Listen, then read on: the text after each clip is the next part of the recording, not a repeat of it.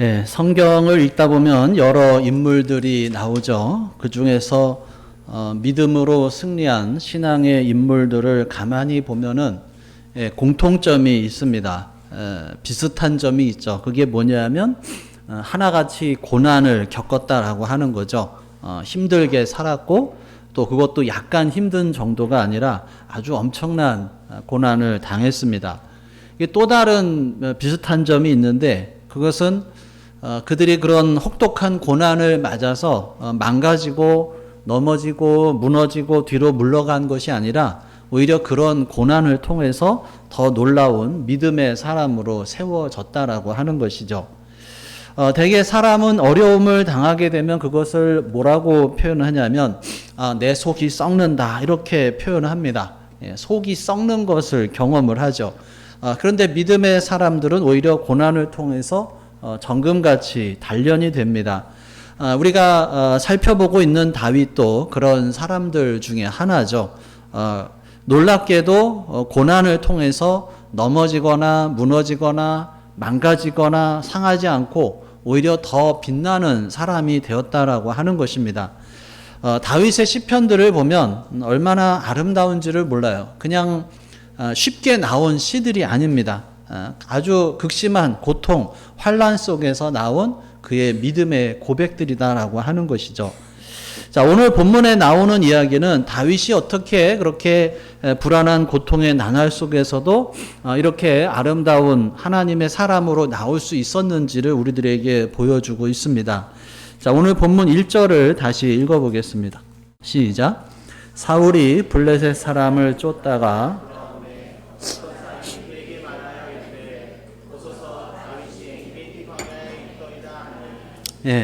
이 엔게디는 사해 옆에 황무한 광야 근처에 있습니다. 그런데 누군가가 다윗이 거기에 있다고 사울에게 고발을 해서 사울이 다윗을 잡으러 가는 거죠. 자, 2절 읽겠습니다. 시작. 사울이 온 이스라엘에서 택한 사람 3,000명을 거느리고 다윗과 그의 사람들을 찾으러 들염소 바위로 갈새. 이 나라의 국방 또 안전을 책임져야 하는 이스라엘 왕 사울이 자기의 권력을 유지하기 위해서 모든 나라 일을 다 제쳐놓고 다윗 한 사람을 잡아 죽이겠다고 하고 있어요. 그것도 온 이스라엘에서 택한 사람 3,000명. 그러니까 최고 정예 군사들, 요즘 말로 한다면 특수부대를 뽑아서 가는 거예요. 사울의 마음은 오직 이 다윗을 죽이겠다 이런 생각밖에 없는 거죠. 자, 3절 읽겠습니다. 시작. 길가 양의 우리에 이른즉 굴이 있는지라 사울이 뒤를 보러 들어가니라. 다윗과 그의 사람들이 그 굴 깊은 곳에 있더니. 자, 이 양의 우리라고 하는 것은 밤에 양을 보호하기 위해서 만들어 놓은 임시 우리를 말합니다. 그 우리 옆에 굴이 있는데 사울이 다윗을 찾다가 갑자기 혼자 그 굴에 뛰어 들어간 거예요. 그 이유가 뭐예요? 뒤를 보러 들어갔다라고 하는 거예요. 그러니까 사울이 좀 상당히 급했던 것 같아요. 그래서 부하들을 다 놓아두고 급히 혼자 굴로 들어갑니다. 그런데 놀랍게도 그 굴 깊은 안쪽 공간에 다윗과 그의 사람들이 숨어 있었던 것이죠. 거기에 있던 많은 굴들 중에서 하필이면 다윗과 그의 사람들이 있는 곳으로 들어간 거예요. 화면을 한번 띄워주시면, 그래서 가서 이제 사울이 볼일을 보고 있는 거죠. 이 다윗과 그의 일행은 깜짝 놀랐을 거예요. 자기들이 숨어 있는 곳에 누군가가 갑자기 들어오는데 가만히 보니까 사울이에요. 그런데 사울은 자기네들이 지금 여기 있는 거를 모르고 아무런 무장도 하지 않은 상태예요. 그러면 이거는 누가 봐도 하나님이 주신 기회라고 볼 수가 있죠. 그래서 다윗의 부하들은 지금 사울을 죽이자 이렇게 제안을 합니다. 다음 화면 넘어가 주시고요. 자, 그래서 4절을 같이 읽어보겠습니다. 시작. 다윗의 사람들이 이르되 보소서 여호와께서 당신에게 이르시기를 내가 원수를 내 손에 넘기리니 내 생각에 좋은 대로 그에게 행하라 하시더니 이것이 그날이니이다 하니 다윗이 일어나서 사울의 겉옷자락을 가만히 베니라. 예. 자, 여기서 다윗의 사람들은 다윗에게 임했던 하나님의 말씀까지 인용해 가면서 바로 지금이 사울을 죽일 수 있는 절호의 기회다라고 다윗에게 강력하게 건의를 하고 있는 거예요. 그런데 여기서 부하들이 인용하는 이 하나님의 말씀, 내 생각에 좋은 대로 행하라. 이게 언제 어떤 상황에서 다윗에게 하나님께서 하셨는지를 알 수가 없어요. 왜냐하면 성경에 나오지 않는 내용이에요. 거기다가 네 생각에 좋은 대로 행하라.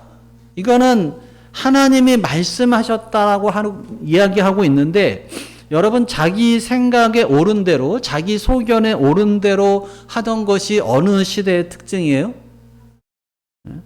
자, 화면 하나 다음 거 띄워주시고 같이 읽어보겠습니다. 사사기 21장 25절 시작.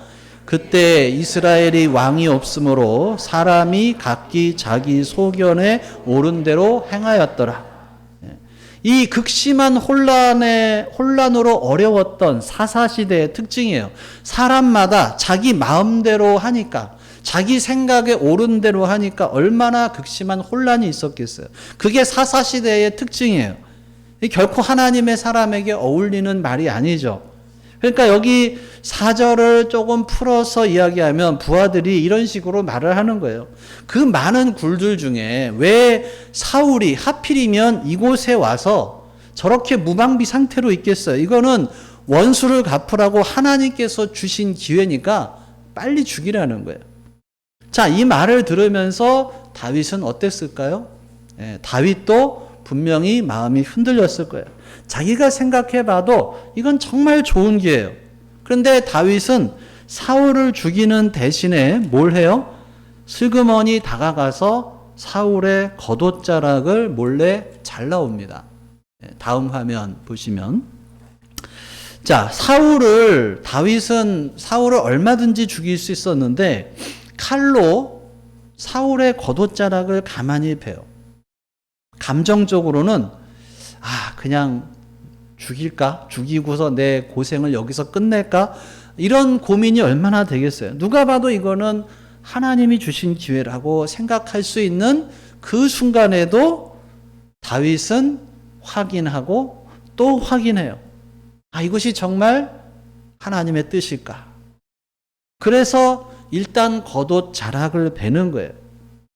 이것이 정말 하나님이 기뻐하시는 일인지, 정말 하나님께서 주시는 기회인지, 사울을 죽이는 것이 정말 하나님의 뜻인지를 확인하는 일을 하는 거예요. 하나님의 음성을 듣고 싶은 거예요.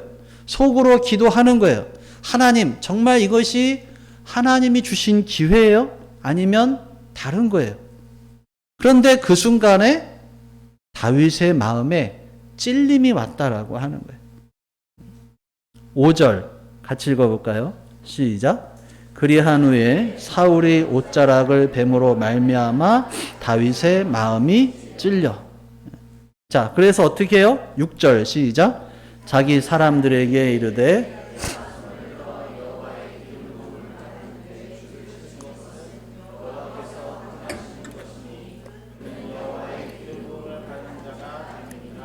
예, 7절이요. 다윗이 말로 자기 사람들을 금하여 사울을 해하지 못하게 하니라. 사울이 일어나 굴에서 나가 자기 길을 가니라. 네. 자, 다윗은 마음에 찔렸어요. 겉옷자락을 뱉는데 마음에 찔렸어요. 그래서 어떻게 해요? 자기 사람들에게 사울을 해하지 말라. 계속 도망자의 길을 선택합니다. 왜 이렇게 다윗이 답답한 일을 할까요? 이때 사울을 죽이면 더 이상 도망 다니지 않아도 되는데 왜 그런 선택을 했을까? 자, 다윗의 이러한 행동에 대해서 여러 가지 해석들을 내놔요. 첫 번째는 화면을 띄워주시면 신앙적인 이유라는 거예요. 성경에 나오는 그대로 하나님의 기름 부음을 받은 왕을 죽일 수가 없다라고 생각을 한 거예요. 하나님이 기름 부어서 세우셨는데 자기 마음대로 죽일 수가 없다. 이게 신앙적인 이유예요. 자, 두 번째는 다음 화면요. 그냥 죽인 게 아니라 정치적으로 치밀하게 계산을 해서 그랬다는 거예요. 자, 지금 사울이 왕인데 만약에 그를 죽이고 왕위에 오르게 되면 어떻게 될까요? 사울을 죽이면 다윗이 왕이 되긴 하지만 이스라엘 전체의 왕이 되기는 어렵다는 거예요. 왜냐하면 사울을 따르던 세력들도 있고 특히나 다른 지파는 몰라도 사울의 지파, 베냐민 지파만큼은 자기네한테 돌아오지 않고 계속해서 반역하고 반대할 것이 분명하다는 거예요. 세 번째는 다윗이 지금 그 자기 부하들이 보는 앞에서 사울 왕을 죽이면 신하가 왕을 죽이는 이런 전통이 세워지죠. 그러니까 그거를 목격한 부하들 중에서 지금은 괜찮지만 나중에 얘네들이 또 기분 나빠지면 또 자기나 자기 아들, 후손들을 반역할 수도 있다라는 그런 계산을 했다는 거예요. 예, 충분히 뭐 가능성이 있는데 근데 정말로 그런 짧은 순간에 이런저런 계산들을 다 하고서 사울을 죽이지 않았을까? 그거는 뭐 가능성은 있겠지만 그렇게 생각하기에는 좀 무리가 있죠. 다윗이 그때 그렇게 행동한 것은 이런 정치적인 결단이었다기보다는 신앙적인 결단이라고 하는 거죠. 신앙적인 결단이라고 하는 것은 그렇게 다 계산해 가면서 하는 것이 아니에요. 신앙적인 결단은 자기가 손해를 볼지라도 결단하는 거예요. 첫 번째, 두 번째, 세 번째 하고서 이게 얼마인지, 뭐 이게 나한테 이득인지, 이것이 나한테 손해인지, 이거를 계산하면서 하면 그거는 신앙적인 결단이 될 수가 없는 거예요. 우리가 신앙적인 결단을 하는 것, 신앙적인 행위를 하는 것, 이 모든 것이 어떻게 보면 손해가 될 수가 있는 거죠, 우리에게. 주일날, 일요일날 다 쉬는데 여기 와가지고 예배를 드리는 것, 어떻게 보면은 안 믿는 사람들이 봤을 때는 저거는 되게 손해가 되는 일이다 라고 생각할 수도 있는 거예요. 그런데 신앙적인 결단은 나한테 이득이 되느냐 손해가 되느냐 이거를 보는 것이 아니에요. 다윗은 이때 한 가지를 생각했을 것이 분명해요. 이런저런 생각이 다 들어왔겠지만 그 중에서 특별히 한 가지에 초점을 맞추는 거예요. 그 한 가지가 뭐겠어요? 다윗은 평소에 계속 기도하는 사람입니다. 이 순간에도 분명 하나님의 뜻을 구하면서 옷자락을 베었는데 그때에 찔림이 왔다라고 하는 거예요. 여러분, 예수님을 믿는 우리 안에 성령님이 계시죠. 그래서 전에 예수님을 믿지 않았을 때는 아무런 거리낌 없이 하던 것들도 어느 순간 나한테 찔림이 올 때가 있어요. 그거는 우리 안에 계신 성령님께서 알려주고 있는 거예요. 잘못된 길로 가려고 할 때 성령께서 우리들에게 찔림을 주셔요. 사랑하는 여러분, 사람이 다른 사람을 미워할 때처럼 힘든 때가 없어요. 서로 갈등할 때처럼 지옥이 없어요. 그것이 부부 사이가 됐던 부모와 자녀 사이가 됐던 성도 간의 관계든 아니면 사회에서 다른 사람과의 관계든 인간관계에서의 갈등이 참 괴롭고 힘들어요. 그래서 예수님께서 구약의 율법의 여러 계명을 둘로 요약해서 가장 중요한 계명이 뭐라 그래요? 하나님을 전심으로 사랑하고 내 이웃을 내 몸과 같이 사랑하는 것이 핵심이다. 이렇게 말씀을 하셔요. 그러니까 우리가 살아가면서 쉽게 빠지기 쉬운 유혹이 뭐냐? 하나님을 사랑하지 않고 이웃을 사랑하지 않게 만드는 거예요. 특히 우리가 이 땅에 살아가면서 이웃을 사랑하지 않게 만드는 것, 더 나아가서 미워하게 만드는 것, 틀어진 관계로 살아가도록 하는 것이 우리가 살아가면서 쉽게 빠질 수 있는 유혹이라는 거예요. 미워하는 것을 넘어서서 보복하고 복수하고 싶게 만들어요. 마귀의 유혹은 우리를 넘어뜨리고 망가뜨리는 데 있습니다. 근데 여러분, 복수하는 사람이 아름답게 세워지는 거 본 적 있어요? 보복하고 나서 나는 이제 너무 평안해, 이런 사람 별로 없어요. 보복하고 나면 저쪽에서 또 공격을 받지 않을까 또 항상 불안해져요. 억울하게 당하거나 상처를 받을 때 나도 그 사람에게 보복하고 원수를 갚고 싶은 생각이 간절해져요. 그런데 복수하는 그 순간에 삶이 지옥으로 변합니다. 복수는 또 다른 복수를 낳기 때문에 네가 날 이렇게 만들어 어디 좋다 너도 한번 당해봐라. 보복하고 원수를 갚는 순간 그렇게 하는 사람은 죄가 자기 삶에 날개를 치면서 역사하는 문을 열어놓는 거예요. 다윗이라고 해서 이 순간에 사울을 죽일 마음이 전혀 없었겠어요? 사실 사울이 얼마나 못되고 참 비열해요. 이런 사울을 죽이면 사실 어떻게 보면 이스라엘에게도 좋은 일이에요. 지금 사울을 죽이면 다윗은 더 이상 도망자로 살지 않아도 돼요. 모든 상황이 끝나요. 지금까지 사울 때문에 했던 고생과 또 사울 때문에 받았던 상처와 괴로움을 생각하면 그냥 죽이면 다 끝나는 거예요. 다 해결되는 거예요. 실제로 다윗은 여러 시편에서 사울을 원수라고 표현할 정도로 아주 극심한 괴로움을 겪었어요. 그렇게 자기를 괴롭히는 인간이 지금 자기 앞에서 무방비 상태로 있으니까 정말 하나님께서 기회를 주셨구나. 이제 죽이면 끝나는구나. 그런 마음이 얼마나 강하게 다가왔어요. 그런데 다윗은 그것을 마귀의 유혹이라고 느끼는 거예요. 그래서 그 유혹 때문에 다윗은 일단 사울의 겉옷을 베었던 것으로 보입니다. 그런데 그 순간에 찔림이 오는 거예요. 하나님의 음성이 들려오는 거예요. 내가 손을 들어 여호와의 기름 부음을 받은 내 주를 치는 것은 여호와의 금하시는 것이다. 복수는 그것이 어떤 것이라 하더라도 혹시 세상이 다 괜찮다 하더라도 다들 하는 거라고 하더라도 복수는 하나님께서 금하시는 것이고 그것이 죄로 가는 길이라고 하는 것을 깨달은 거예요. 그래서 다윗은 거기에서 멈춥니다. 여러분, 이런 사람이 믿음의 사람이다라고 하는 것이죠. 자, 사울이 굴에서 나간 후에 다윗은 따라 나가서 외치죠. 8절 읽겠습니다. 시작. 그 후에 다윗도 일어나 굴에서 나가 사울의 뒤에서 외쳐 이르되 내 주 왕이여 하매 사울이 돌아보는지라 다윗이 땅에 엎드려 절하고. 다음 화면 보여주시면 사울에게 내 주 왕이여 하고 외치면서 땅에 엎드려 절하고서 뭐라고 그래요?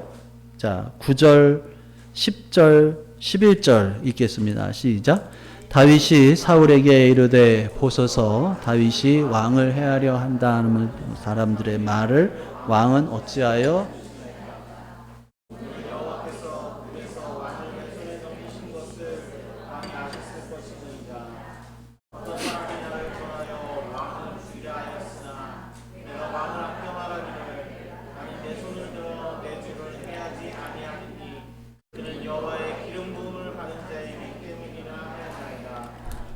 내 아버지여 보소서 내 손에 있는 왕의 옷자락을 보소서 내가 왕을 죽이지 아니하고 겉옷자락만 베었은즉 내 손에 악이나 죄가가 없는 줄을 오늘 아실지니이다. 왕은 내 생명을 찾아 해하려 하시나 나는 왕에게 범죄한 일이 없나이다. 누가 봐도 저 겉옷자락 자기의 것을 자기네들끼리 슬쩍 잘라서 왕의 것이라고 할 수 없는, 누가 봐도 저거는 왕 자신의 거예요. 배인 자국이 있는 거예요. 이렇게 자신의 결백을 외친 다윗은 자기가 복수를 하지 않는 본질적인 이유를 밝힙니다. 그것이 뭐냐면 자 12절 읽겠습니다. 시작. 여호와께서 나와 왕 사이를 판단하사 여호와께서 나를 위하여 왕에게 보복하시려니와 손으로는 왕을 해하지 아니하겠나이다. 15절이요. 시작. 그런즉 여호와께서 재판장이 되어 나와 왕 사이에 심판하사 나의 사정을 살펴 억울함을 풀어주시고 나를 왕의 손에서 건지시기를 원하나이다 하니라. 자, 여호와께서 나와 왕 사이를 판단하사 여호와께서 나를 위하여 왕에게 보복하시려니와 또 여호와께서 재판장이 되어 나와 왕 사이에 심판하사. 그러니까 자기가 아무리 억울하고 분하고 힘들어도 복수는 하나님께서 하시는 일이라는 거예요. 원수 갚는 것은 자기가 해결해야 할 문제가 아니라 하나님께서 해주실 일이다라고 하는 거예요. 사랑하는 여러분, 복수의 대상은 어디 있을까요?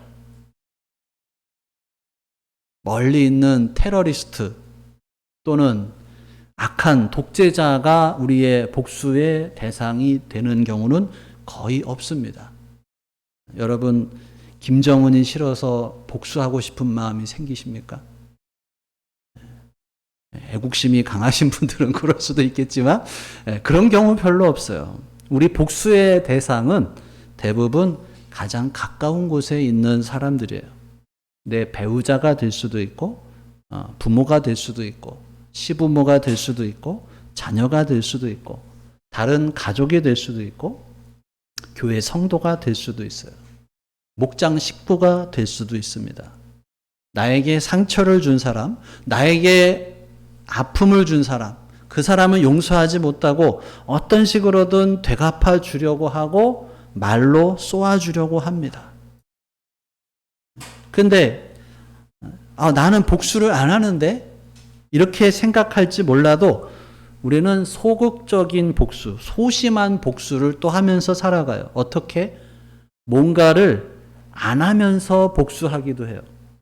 다른 사람한테 서운한 일을 당했어요. 그러면 연락을 안 해요.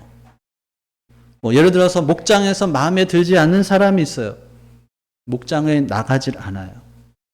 이 복수하는 거예요. 해줘야 하는 일이 있는데 안 해주는 것도 복수예요. 부부싸움 했다고 해서 밥을 챙겨주질 않아요. 이런 것이 소심한 복수죠. 자, 그런데 어떤 복수든 복수라고 하는 것은 결국 하나님께 대해서 하는 것에 문제가 있습니다. 어떤 복수든 이런 상황을 허락하신 하나님께 복수하는 거예요. 하나님이 어디 계실까? 하나님이 정말 계시면 나에게 어떻게 이런 일이 일어나게 할까? 하나님이 계시면 어떻게 내가 이런 사람을 만날 수가 있을까? 이런 식으로 하나님의 계획을 거부하고 하나님의 섭리를 부인하는 것이 복수예요.